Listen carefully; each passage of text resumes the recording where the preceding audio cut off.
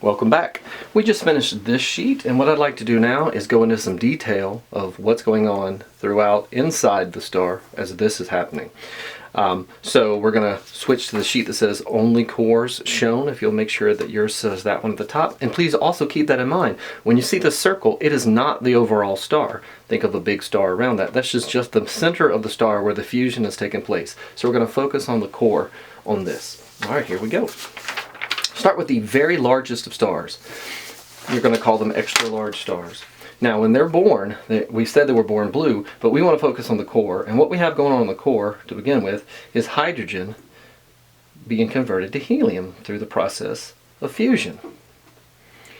All right, at some point, that hydrogen is going to run out. So this star, as we saw earlier, will become a big supergiant. So the whole thing will get bigger, but I'm focusing on the core here. The helium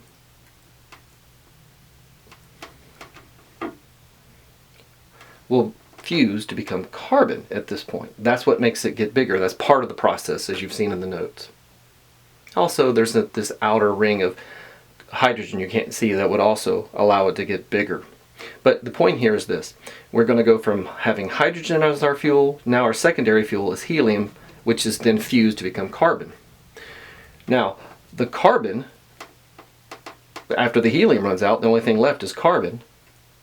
So the star is going to collapse. It's going to get hot again, just like it did here to allow it to fuse helium. It's going to collapse again to let the carbon get hot enough to fuse other elements.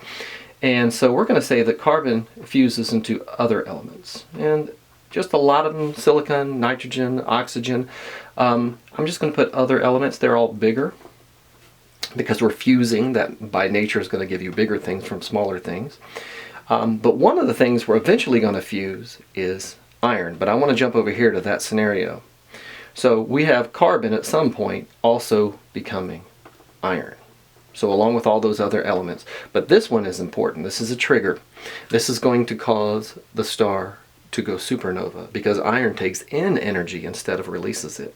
So that means gravity's pushing in and iron is energy is inward instead of outward. There's not explosions. So there's this quick collapsing. We're talking seconds, only seconds.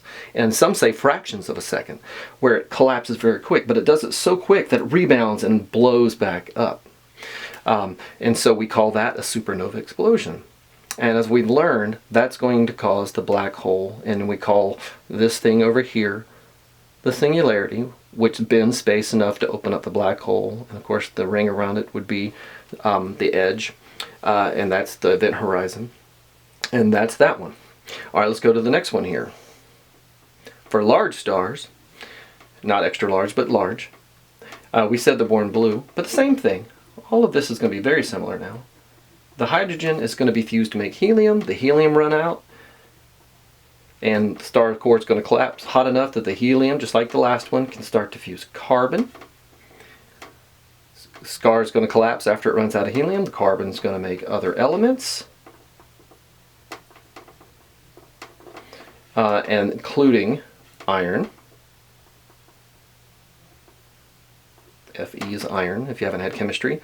So Fe up here was iron. So iron's made. That's the chemical symbol for iron. And the core, and once again, that's going to cause same thing, just a little bit smaller. So it won't be quite as big as an explosion, but it's certainly an explosion. We still call it a supernova.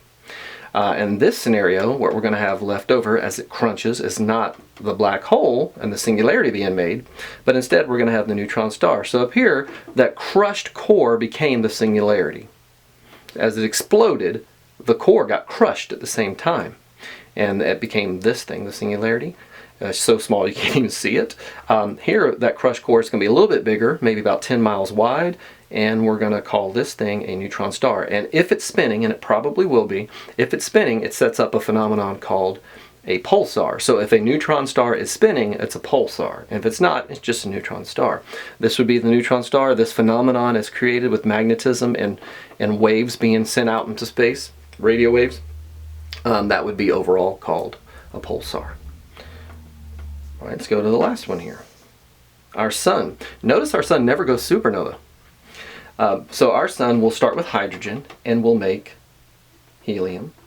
It will take, when it runs out, it'll collapse enough to make it hot enough for the helium to form carbon. Remember, here, in all of these, the whole thing gets bigger and becomes the red supergiant for these two, and this one just a red giant as it's creating carbon. And so the whole star would be bigger during this. And here's something that's very different. Remember, our star is not as big, so it doesn't get as hot. So it will never be able to go beyond carbon. It cannot fuse carbon to make other elements like we saw above us. So carbon is the last thing ever made. So this thing at the end has carbon inside of it, mostly. This one has neutrons inside of it, mostly, as the atoms crush, and the protons go in the neutrons, like I said in the notes. All the neutrons form. It's a neutron star. Here, that doesn't happen. Instead, we just have that carbon that never could be fused. And that overall thing made of carbon is called a white dwarf. It's about the size of the Earth. So that's the star-sized mass crushed down the size of the Earth. And we have this planetary nebula around it, white dwarf at the middle. All right, and finally, this last one here, the red dwarf, it's just going to last pretty much forever. It's still going to be a red dwarf. If you want to call it a brown dwarf, you can as it fades. But it lasts practically forever, trillions of years. And that's the end of that one. Okay, thanks.